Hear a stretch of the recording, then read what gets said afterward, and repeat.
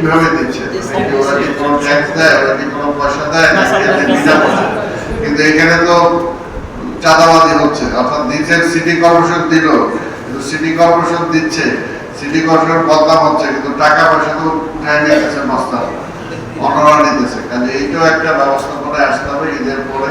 এই বিষয়গুলো আমাদের সবকিছু নিয়ে, রিক্সা, অটো রিক্সা, হকার, এই সমস্ত ফুটপাত, এই সমস্ত বিষয়গুলো ঈদের পরে বসে এটাকে আমরা একটু শর্ট আউট করবো।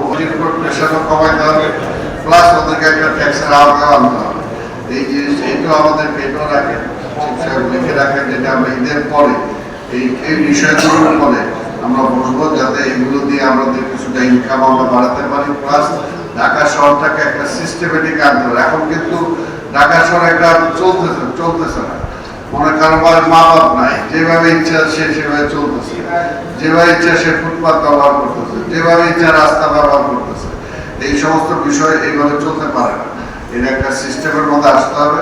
সিস্টেমের মধ্যে না আসলে একটা দোষ আমার সিটি কর্পোরেশন, দখল করতেছে সে, অন্যায় করতেছে সে, কিন্তু সিটি কর্পোরেশন কিছু করতেছে না। এই হলো একটা কথা। City corporation must be act.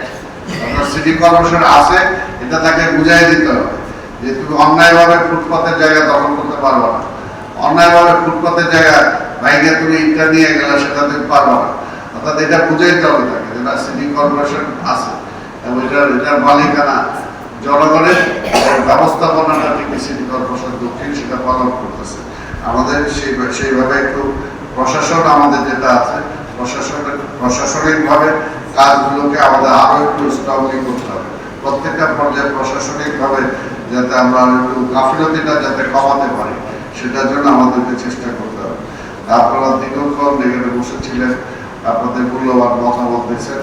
তবে কথাটা একটাই, আপনারা হার্ট বলেন, রক্ত সঞ্চালন বলেন, তাহলে আপনারা টাকা দিলেই সিটি কর্পোরেশন চলবে, আপনারা না দিলে সিটি কর্পোরেশন অচল হয়ে যাবে, আপনাদের বেতন হবে না। সেই কারণে আপনারা যাতে এটা আরো একটু ভালো করতে পারেন, সেটার জন্য আপনারা চেষ্টা করবেন। আর আপনারা যে দাবি দিচ্ছেন, আমি তো বললাম মোটরসাইকেল আর গাড়ি, এই দুইটাই বিবেচনা দিই, দুইটাই ইনশাল্লাহ আমরা করবো। কিন্তু দেওয়ার পরে 100% এর পর আর 1% নাম দেবে, তখন কিন্তু 100% দিতে হবে।